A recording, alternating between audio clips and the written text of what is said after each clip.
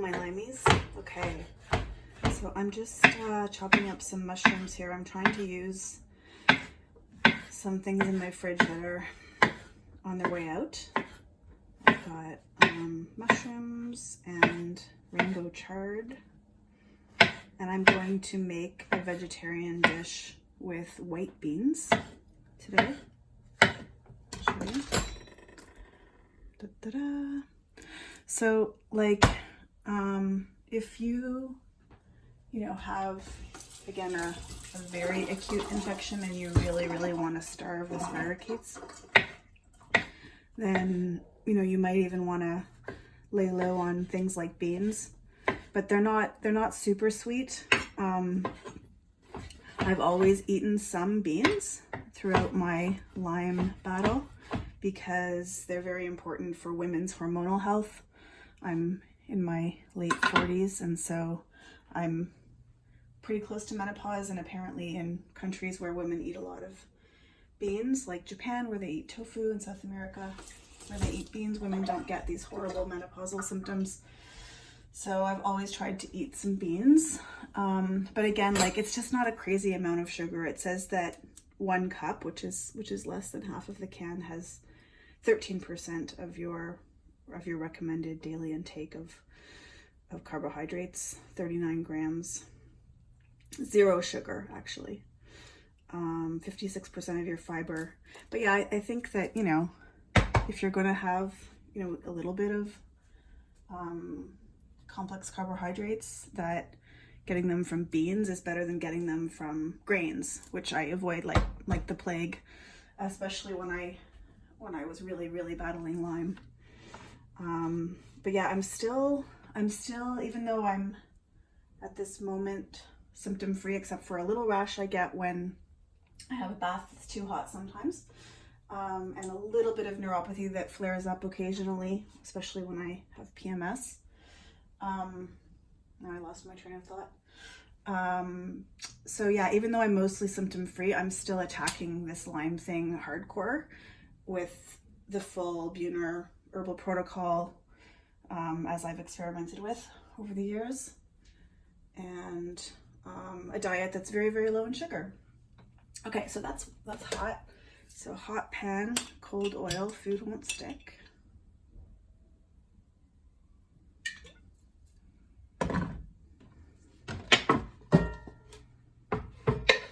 Okay, so mushrooms, again, we know, are very good for the immune system. I don't really know why, but I know they are. And I love them. My mom is 86 and she has perfect cognitive health. They're very good for cognition. My mom eats tons of mushrooms, so I don't know.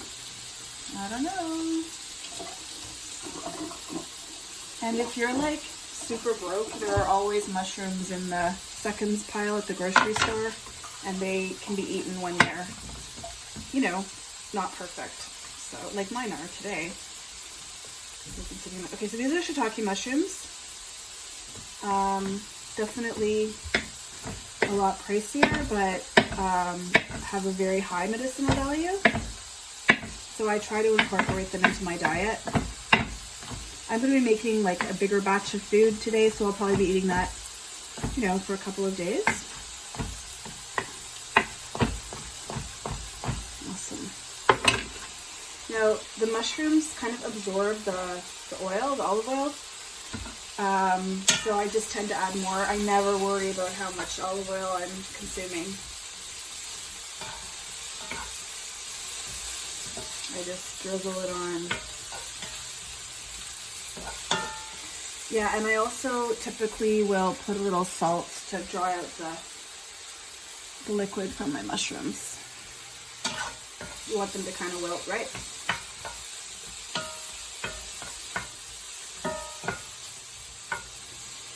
Okay.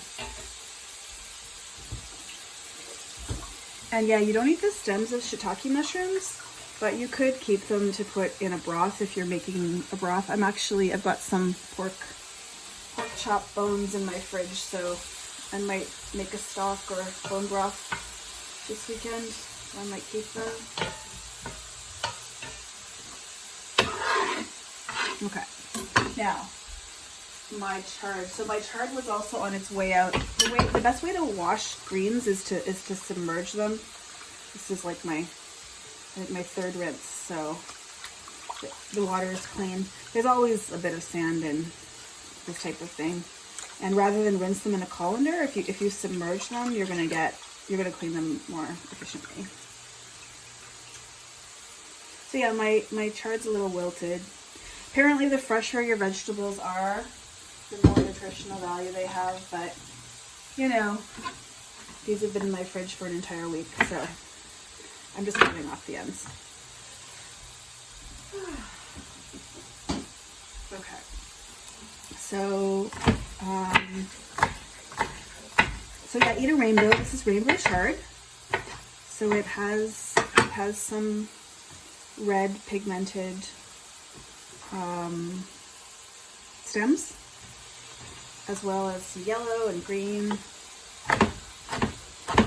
You can look it up. Every color of food has a different medicinal value. Even white mushrooms are a color in that theory, under that theory, and black pepper is a color.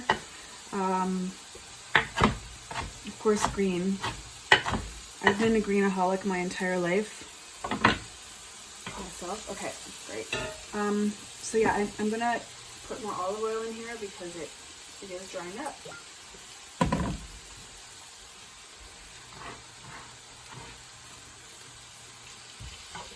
Eat your greens.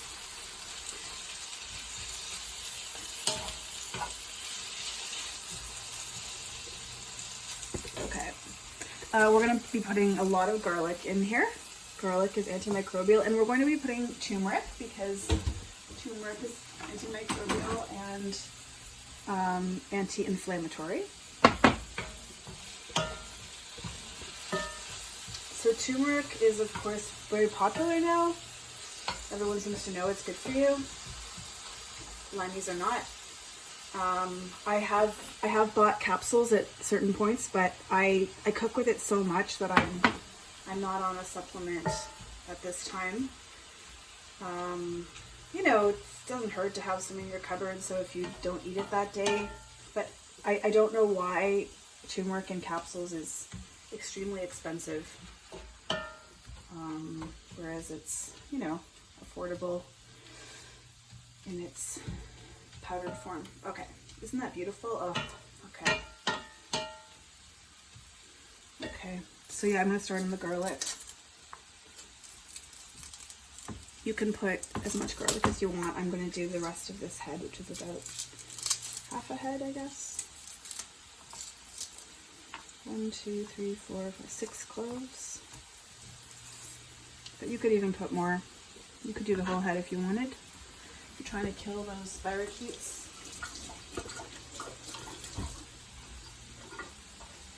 Okay. So I smashed them. I don't normally do this on my stove. I hope it's glass. I'm trying to get everything in the shot. I don't want to break my stove. Whew. Jesus. Okay. And then I just peel them.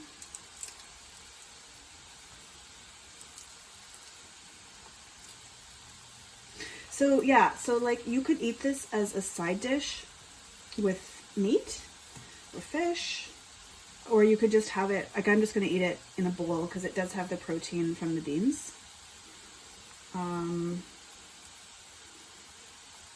I am not a vegetarian. The vegetarian diet does not work for me, but this does happen to be a vegetarian meal, and it's important to me to eat some vegetarian meals, just not all. But yeah, this is actually vegan, this particular dish, and I know that there are definitely plenty of limeys who are vegan.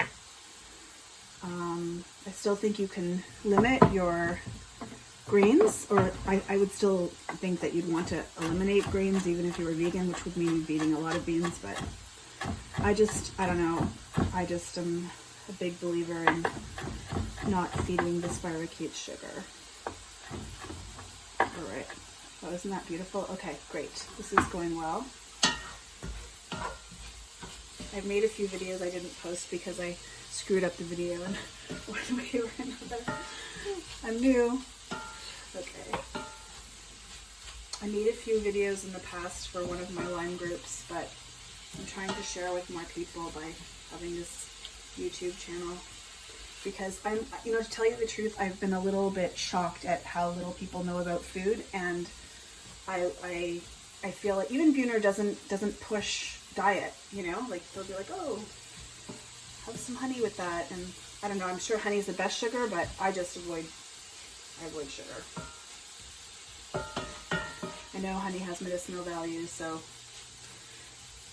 I don't know if it all balances out, but again, I'm about starving the spirochetes. Okay, so this is looking really good. The garlic does not take long to cook, so I'm going to go ahead and put that in because this is almost done. And yeah, if you wanted to, again, increase the medicinal value, you could definitely have put ginger in here as well earlier on.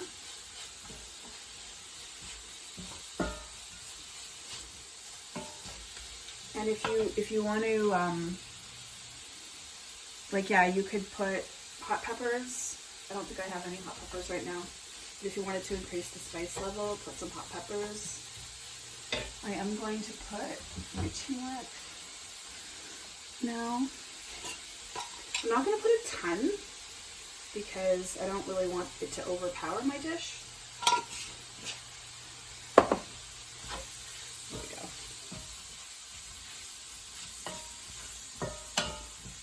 And I cook a lot with coconut oil, or not coconut oil, I'm sorry, coconut milk. You could definitely add a can of coconut milk to this to make it really rich and yummy.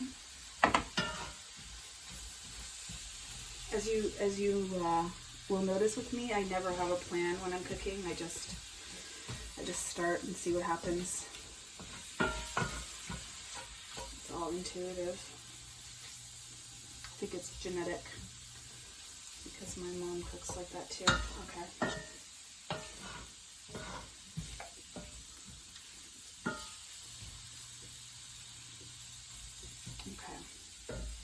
Okay, now what? On my beans, right?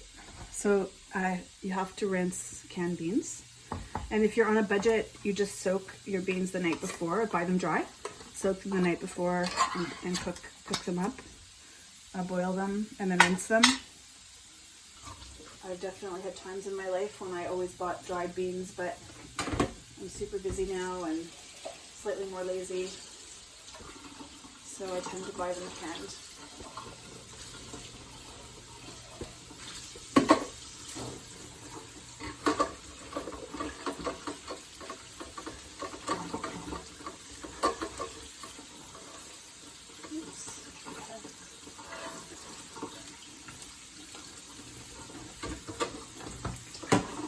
Yeah, so these are white beans.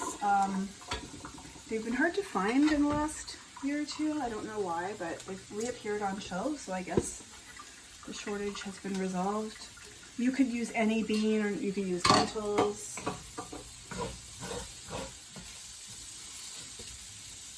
Okay, that's looking great. I'm going to put some more pepper on there. Or some pepper, rather. Pepper is antimicrobial.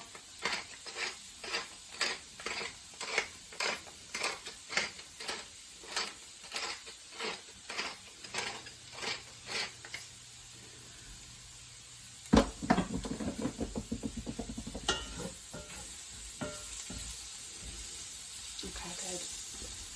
Okay, and then beans. And I'm going to put more olive oil. Don't be shocked. I use a ton of olive oil. So good. A friend of mine went to Greece in the 1960s and he ordered like a fried egg or something, and it came in a bowl in like it was swimming in olive oil. There are many cultures who eat a lot of olive oil. Yes, mostly Mediterranean cultures. Oh my god, do you see how beautiful that is, guys? I'm going to try to show you.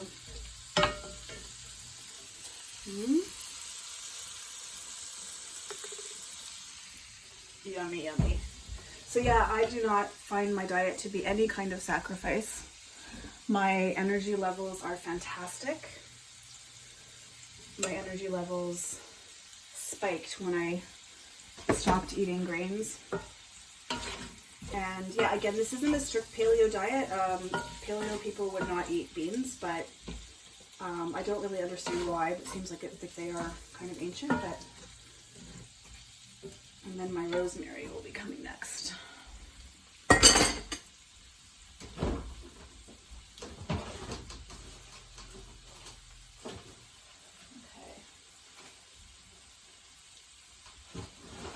Okay, so here's my rosemary. It's actually dried out now. That's okay though. Still, you can eat any dried herb.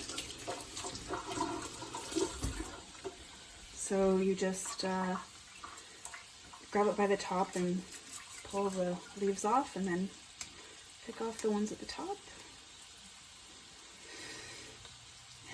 And I started eating rosemary because I learned that it's one of the foods they eat in a blue zone in Italy, where there are a lot of, which means a place where there are a lot of centenarians, people who live to 100. And yeah, they eat a lot of rosemary that grows on a native, like a native type of rosemary there. Okay. And anchovies. So I started eating rosemary. And we know that any herb is a good herb. All herbs are antimicrobial. So I try to incorporate herbs into my diet, but I just also love the flavor of rosemary.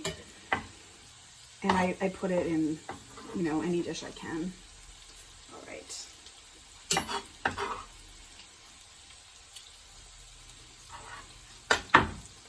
Okay, so this looks cooked. So what I'm going to do is, because I want the rosemary to, you know, because it's kind of dry, I want it to soften up a little. I'm just going to put a lid on this and let it sit for 5 minutes. Let the flavors meld. Maybe add a little more pepper. But yeah, like if whatever herb you had would be delicious in this. You could put fresh mint, basil. You could put dried oregano or something, right? Whatever you have. I have some parsley, but you know, I don't know why parsley's not my favorite herb. My mom eats parsley like all the time, but anyway. Okay. Parsley might be good just a little bit on top when it's sitting in your bowl. Okay. That looks so good. Oh my god. Okay. So I'm going to turn this off. Set my timer. And really that's that. Okay? I'll show you my bowl in a moment. And there it is. That's my lunch. Cannelli beans with Swiss chard, mushrooms, and rosemary. Bon appetit.